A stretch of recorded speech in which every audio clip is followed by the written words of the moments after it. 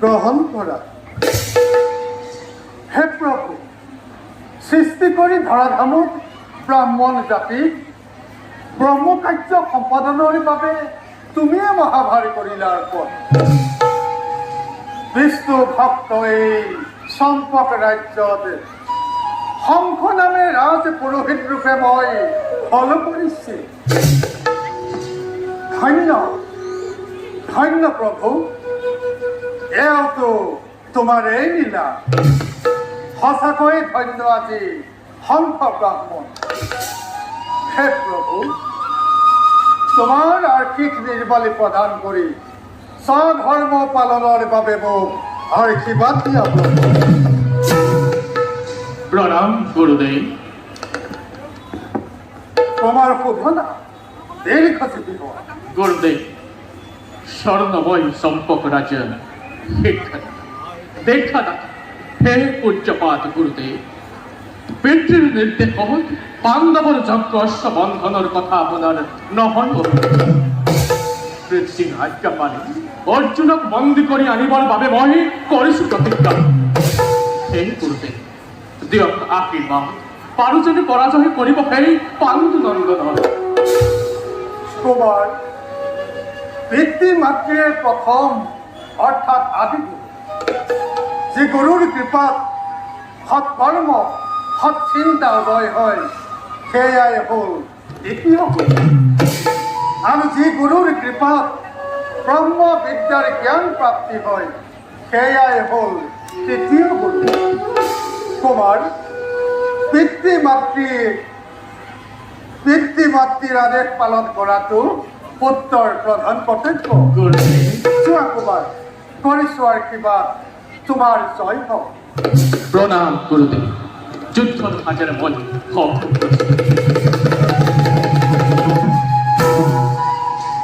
চোৱা কুমাৰ, সকলোবোৰ নাৰায়ণৰ মহিমা।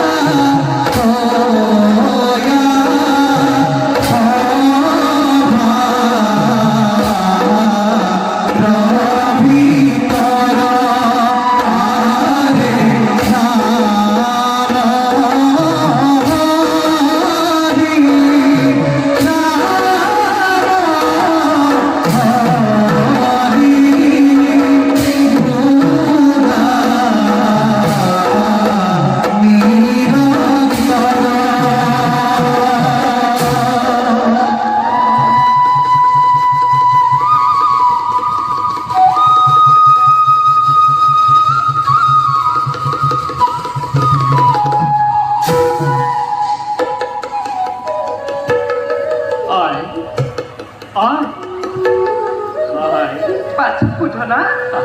আহ বাছা হে মোৰ আৰাধ্য জননী প্ৰণামিছো তজু চৰণম ওট বাছা দীৰ্ঘ শ্ৰী হ আৰু এক আশীৰ্বাদ কৰা জননী বাছা পাণ্ডৱৰ অশ্ব ৰক্ষাৰ নিমিত্তে শত্ৰুৰূপে সম্পৰ্কলৈ আহিছে অৰ্জুন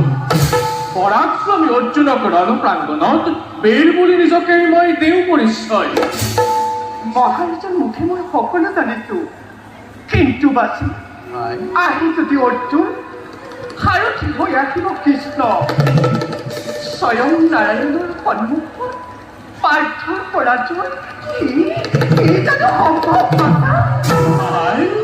সন্দেহ কিয় কৰিছাই বাছা তুমিতো ক্ষত্ৰিয়ৰ জননী পাহৰিছা কিয় তেন্তে ক্ষত্ৰিয়ৰ নীতি আহে যদি কোনোজন শত্ৰু ৰূপ লৈ বীৰৰ লক্ষ্য মাতো সেই শত্ৰু জয় আৰু কৃষ্ণ আমিতো বুজি আছো তেওঁৰে চৰণ নিজৰে ভকত বুলি নহবনে দয়াময় আমাৰ সহায় আজ্ঞা দিয়া হয় যা বাছা আনন্দ মনেৰে মই দিছো অনুভূতি কৃষ্ণৰ ভকতি হৃদয়ত ৰাখি তই হবি অগ্ৰসৰ প্ৰভু দৰ্শনৰ আশা আজি মোৰ জাগিছে তোৰ পাৰ যা পুত্ৰ অৰ্জুনক আনিবি তই হাতে গলে বান্ধি নোৱাৰে থাকিব কৃষ্ণ পাৰ্থ কিনি সাৰ্থক জীৱন তোৰ যা বাছা পাৰ্থৰ সমীৰণ কৰি তই কিৰিটি ৰাখিবি তোমাদেৰ বাক্য যে নথলে না যাই পিতা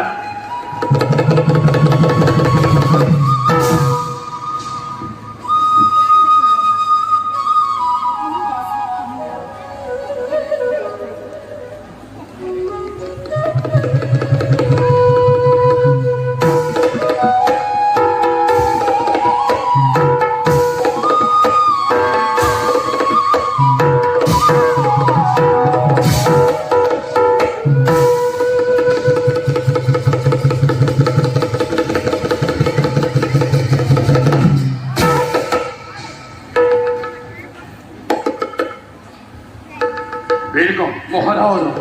পাণ্ডৱৰ শক্তিকে লুটিবৰ বাবে ৰাজ্যৰ প্ৰথম দ্বাৰতেই চক্ৰবিহু ৰখিব লাগিব তার ভাবে চিন্তা নকরিব মহারাজ আমার দুর্জয় ভগতিকে পরাভূত করি দুয়ারে প্রবেশিব অর্জুন সম্মুখে নগরে নিশ্চিন্ত থাকুক মহারাজ আমার শক্তির তুলনাতে অতি দুঃসাহসে আন্দোলন আবেগ করুন মহারাজ মুহূর্ততেই মার শিক্ষা জপ্তার তেন্তে বীরগণ মহারাজ অপেক্ষার নাই প্রয়োজন ওলোৱা হবলটি মুহূর্ততে যুদ্ধ যাত্রা পরায়ণ অপেক্ষা করো পিতা এতে অহানায় রণখান পাখি হাতকে আমার পুধনা কুমার অহানাই এতিয়াও পুৰণা কুমাৰ পিতা কোন হাৰি ৰাজযজ্ঞ পৰিচালন পিতা দাদাৰ কিবা মিলিছে অসন্তৰ অন্যথা ৰাজ আজ্ঞা পালন কৰাতে দাদাই কেতিয়াও সাহস কৰা নাই অসম্ভৱ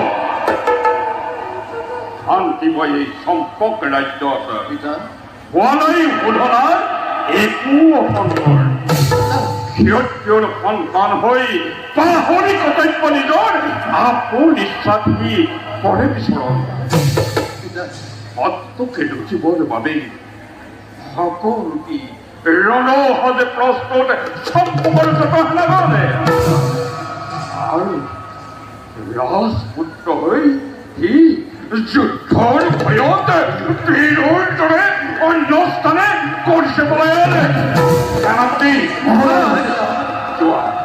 অতি শিক্ষে বন্দী কৰি অনা পুত্ৰ কামাৰ কৰিম আজি তাৰ উচিত বিচাৰ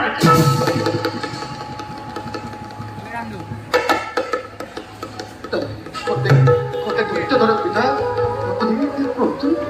সম্বৰণ কৰো পিতা সম্বৰণ কৰো ভিত্তিক উপদেশ নিৰিবি অবুজ কিন্তু ৰজাই প্ৰজাকে পালন কৰিব লাগে এই সংকটতে জানে ভালদৰে সেনাপতি দেশ পালন কৰা ভালো মহাৰাজ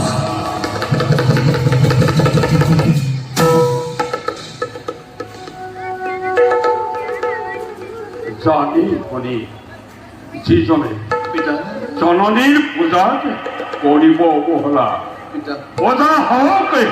বৌদ্ধ হওক এই সংকটতে নকৰিব ই মোৰ এইখন পিতা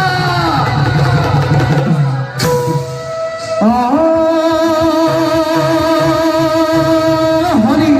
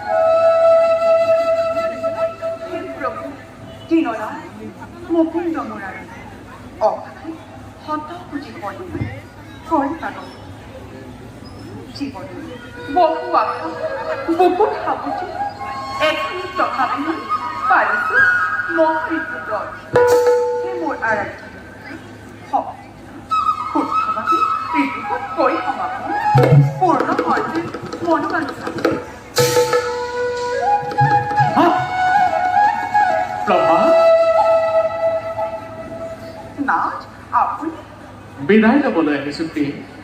যুদ্ধৰ বাবে শুনা প্ৰভা পাণ্ডুপুত্ৰ যুধিষ্ঠিৰে একছত্ৰী সন্মানৰ বাবে অশ্বমেধ মহাযজ্ঞ কৰি আহিছ যজ্ঞৰ অশ্ব মেলিছে এইখানে প্ৰতিষ্ঠা কৰিছে হেনো যিদৰে পাণ্ডৱৰ অশ্ব পৰিব বন্ধন অৰ্জুনৰ হাতত তাৰ নাথাকিব প্ৰাণ বন্ধন কৰি অশ্ব ফেৰি চম্পক নৃপতিয়ে শত্ৰুৰূপে অৰ্জুনক কৰিছে আহ্বান সকলো প্ৰস্তুত আজি সমৰ সজ্জাৰে বিদায় দিয়া মোক যাত্ৰা কৰোঁ মই এই মুহূৰ্ততে হে প্ৰভু এয়া তুমি কি শুনাইছা তোমাকে সাক্ষী কৰি বাছি ললো এটি সুখীয় তাতো তুমি ঘটাইছা বিঘিনি না শান্ত হ আজি মই ঋতুবধ কৰিছো পাৰণ আপোনাক মই চাকৰি কৰিছো না নকৰাকৈ মোৰ ব্ৰত কমাব সেই স্বামী শত্ৰু মাজলৈ ৰণ সাজে সাজে নোৱাৰে কৰি থব প্ৰভা না এয়া তুমি কি কৈছা বীৰৰ ভাৰ্যা হৈ কিয় কৰিছা এনে আচৰণ না আহা না আখিটি কমলত বিজয়ী দিনক শুভেচ্ছা কবাকে হৃদয়েৰ যাচি যুদ্ধলৈ পঠোৱাটো এইটো তোমাৰ কৰ্তব্য কিন্তু তুমি ক্ষমা কৰিব স্বামী নাৰী মন বংশৰ গৌৰৱ ৰক্ষা হেতু ভৱিষ্যতৰ এক মহাবলী পুত্ৰৰ বাবে এই ব্ৰত মই কৰিছোঁ পালন আপুনি মোৰ ব্ৰত ৰক্ষা কৰক তাৰ পাছত যুদ্ধ কৰি পাব মই প্ৰভা মোক উত্তেজিত নকৰিবা এই মুহূৰ্তত মই মায়াত বন্দী হ'ব নোৱাৰো তোমাৰ মায়াত আবদ্ধ হৈ মাতৃভূমিৰ প্ৰতি থকা মোৰ কৰ্তব্যক অৱহেলা কৰি নোৱাৰো ৰাখিব মই কলংক কুখ্যাতি আৰু তোমাৰ কথা ৰাখিবই কৰ যদি বিলম্ব পৃথিৱী সংসদ্ধ নহ'বনে জানো বিতুষ্ট সেইবোৰ স্বামী ধৰ্মকষ্ট আপোনাৰ নহয় অভিনীত তথাপিতো কম ঋতুকে ব্ৰহ্মপুৰ ব্ৰতভংগে পা শ্ৰদ্ধা নকৰিলে পিতৃগণে দিব অভিশাপ বিকৃত নহ'ব না সকলোৰে ওপৰত হয় একেই যোগান প্ৰভা না সকলো কাৰ্যকে মই কৰি পোৱা নাই আগে মাত্ৰ নাৰায়ণৰ দৰ্শন কৰি আহিজন অৰ্জুনক বন্দী কৰি ৰাখো সম্পৰ্ক তাৰ পাছত ব্ৰতে উপবাসে ধৰ্মভাৱে থাকি ঋতু ৰক্ষা মই কৰিম তোমাৰ সেই স্বামী স্বৰ্ণ ধৰিব কৰিছে মিনতি আপোনাৰ ব্ৰত ৰক্ষা তাৰ পাছত ৰণক্ষেত্ৰে যাব মই তোমাক কাকতি কৰিছোঁ না কাকতি কৰিছোঁ মহাসংকটত পৰিলো মই এফালে পৃথিৱীৰ ৰাজাজ্ঞা আনফালে প্ৰত্যেক ঋতু ভংগ বন্ধু অগ্ৰহাত না কথা তোমাৰ কথাই কথা তোমাৰ মনোবাঞ্ছা না